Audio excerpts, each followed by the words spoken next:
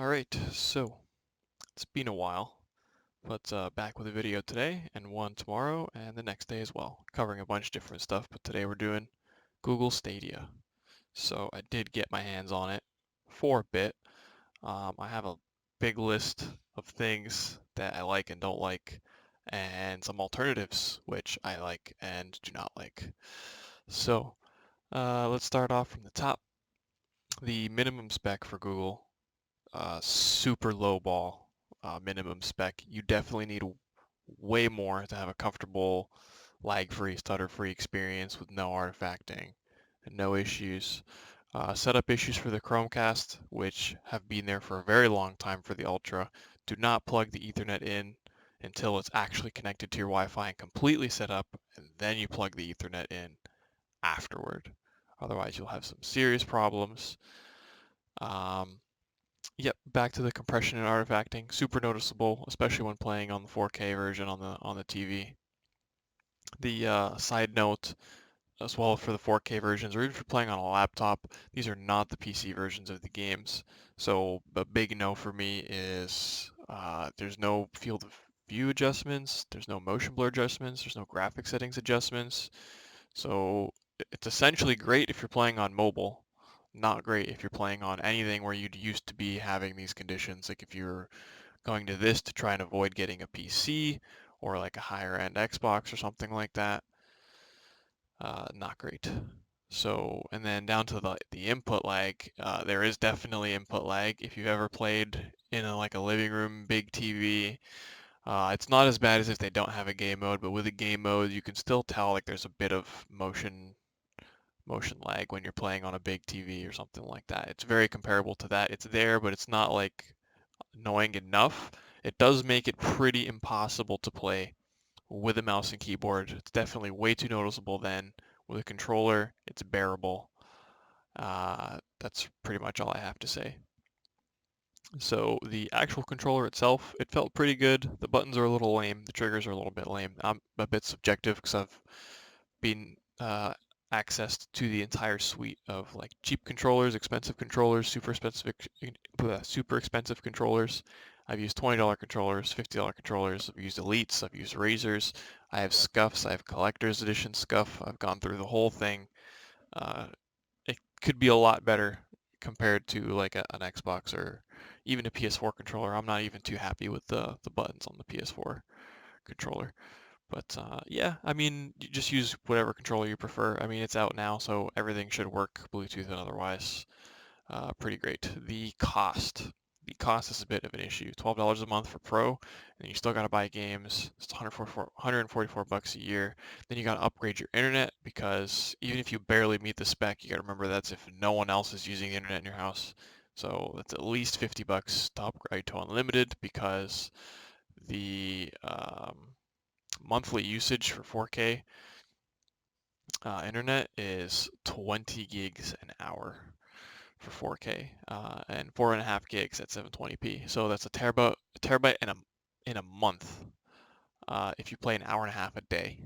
So keep in mind what your internet caps are. I know a lot of people who use a lot less than that, or even come close to their terabyte or 2 terabyte caps for the heavy users. So I know most people will usually take advantage of everything they have. Most people probably won't. And if you're trying to play at 4K or even at 720p, it adds up to a lot of data. So I mean, if you were to divide the terabyte into four, you're looking at 250 gigs a month if you play an hour and a half a day. That's a ton of internet just to play your video games. And that's not even including buying the games, buying the compatible devices, because at the moment, not all Android phones might work or things like that. You might have to get a new phone. If you want more than one Chromecast, if you want a laptop that has a good Thunderbolt port or an Ethernet port that can handle these things or something with a good screen, those are usually pretty expensive. So the cost, I mean, if you happen to have all the things around 12 bucks a month, it's not bad. Would still suggest it only for mobile. That was kind of the only experience where I really liked it. You're just like opening and closing games. You have the little clip to hold your phone on the controller. It's not too bad. Although the clip does damage the controller, something else kind of annoying. I didn't really like that, especially because they're like promoting it as like a nice blue Founders controller, and then it kind of like scratches the controller a bit. It doesn't feel like it fits super well. So there's that. And then there's some alternatives because I mean I think a 1080p machine at 750 bucks, and then you can play your games as much as you want, buy them on Steam or whatever, and have them wherever you go. And then you can even go into NVidia's streaming service that's going to come out, or Microsoft's xCloud that's going to come out, and you should be able to get access to a bunch of your libraries, whether it be Xbox Game Pass, or you use Steam through NVIDIA's Shadow Play, or I don't remember exactly what it's called. It's not Shadow Play. I think I'm messing up the names. But NVIDIA has an option as well, and those are going to be way better, in my opinion, in terms of Google, in terms of availability of games. And if the internet is going to be an issue anyway, then I mean, you might as well go with something else that has the exact same amount of input lag from when I used them back in beta like a year ago as compared to Stadia. Now, personally, I didn't really experience it, but Google's predictive gaming experience probably not going to be the best thing either. You're going to want the game to do what you tell it to do. So that's just the end of that. It's very straightforward. And then there's the more expensive option. I mean, if you were just hoping to have a 4K experience for on the cheap and not have to worry about it, you could go the expensive route for the $1,400 PC. That'll do, this one right here that I got popped up will do 4K at like 60 for like very high ultra-ish. No ray tracing, obviously, because that's a little bit uh, crazy even right now. That's going to be like a next year thing. So 1,400 bucks, you can do 4K or even 1440p high refresh rate, which is, in my opinion, the best way to play. It's the most efficient, cost-effective way to play right now. 4K is like all buzzwords right now. Even on the new consoles, I bet it's not even going to be a flawless system. It's going to be close, but not quite there. And then if you don't really care what you're playing on, PC, console, you just want a cheap experience, Xbox has this all access thing, which I think is great. You have like all these different bundles, and you're looking at 20 bucks a month. You get the Xbox, it plays 1080p, you get 24 months of online, you get to upgrade your console in 18 months, you get your Game Pass Ultimate, so you get like 100 and some odd games, you get all of Xbox's best exclusives, you get all the other games that they put on there. There's a bunch of things, Tomb Raider, Metro, Dishonored 2. There's so many games that go up there all the time. The new Gears of War, the new Halo that's going to come out, Forza's, whatever. Uh, you are limited to their ecosystem, but there's, like I said, there's a bunch of games in there.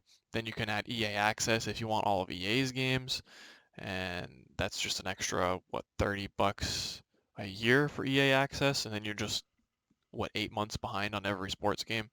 Super, super cheap option.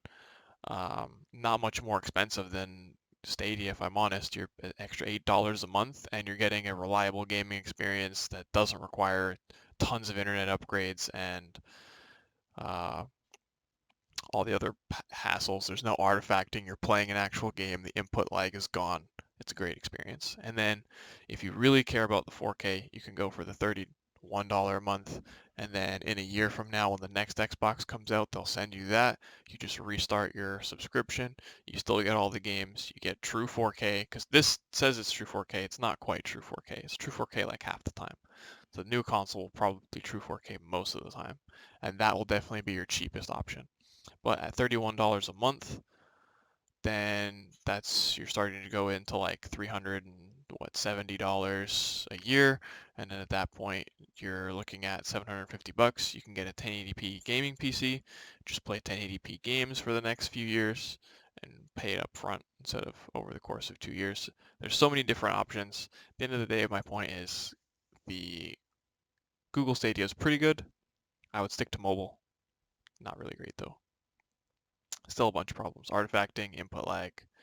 Not too bad for cinematic experiences. I would give it a try, especially eventually down the road when it becomes free at 1080p.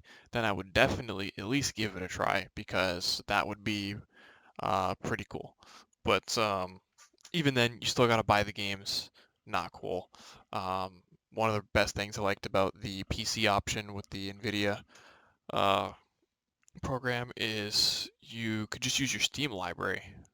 So it doesn't matter what if other services come out, you just have Steam and your games will work across everything that's not Stadia. And I think that's hopefully the way that everybody goes in the future.